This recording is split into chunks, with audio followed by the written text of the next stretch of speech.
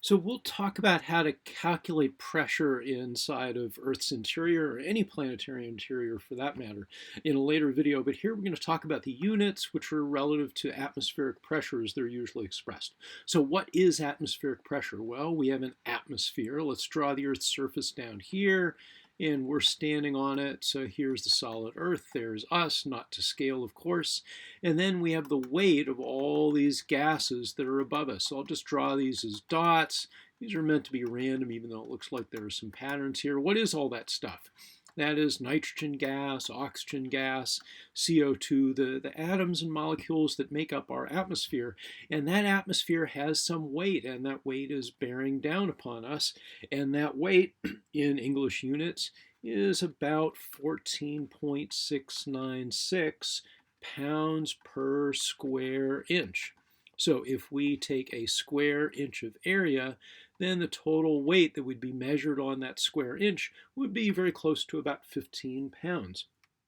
Now this unit here we can simply call 1 atmosphere, and you'll see this in some papers that discuss pressure. They'll talk about pressure in units of 1 atmosphere. So what do they mean? They mean something that exerts a pressure of about 15 pounds per square inch. But it is a little more common to use something called pascals. So 1 pascal is 1 Newton per meter squared. So notice that the unit here, the area, is much, much greater than the area that we're considering here. And so if we have a much greater area, then for the same kind of force that's being applied due to the weight of the overlying atmosphere, we're going to have a much lower pressure per pascal. So the bottom line is it takes a lot of pascals to equal 1 atmosphere. 1 atmosphere is about 101,325 pascals. So that's equal to 1 atmosphere of pressure. So we need a lot of pascals just to get us to 1 atmosphere. And again, the reason why is because this Pascal unit is noted in terms of newtons per a very large area compared to what we've considered over here in terms of pounds. Now, because this is such a large number, we can abbreviate it by dividing it out by a large number, and we do. So we can divide it by 10 to the 4, so we get 1.01325. And that is equal to a bar, and that is also equal to 1 atmosphere.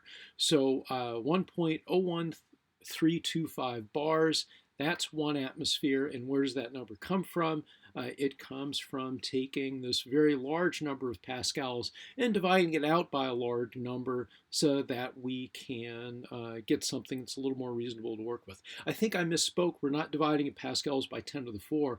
We're dividing it by 10 to the 5. And so that'll give us units of bars.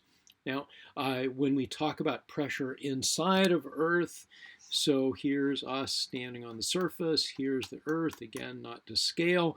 If we consider something at, 30, 40, 50 kilometers depth, and we want to know the pressure there, we're going to need a heck of a lot of pascals. And so we'll talk about units of gigapascals. So that would be 10 to the 9 pascals. Or another very common unit in the earth sciences is kilobars, and that would be 1,000 bars. A kilobar is 10 to the 3 bars. These are the most common units for describing pressure inside of Earth, and 10 kilobars is equal to 1 gigapascal. These are so common in terms of the way we describe these that this is a very simple and handy conversion to keep in mind. So we'll come back and look at this a little bit later when we do some calculations. But here are the basic units that define pressure, always defined relative to atmospheric pressure, which again is 15 pounds per square inch, or about 1 bar, or 101,325 pascals.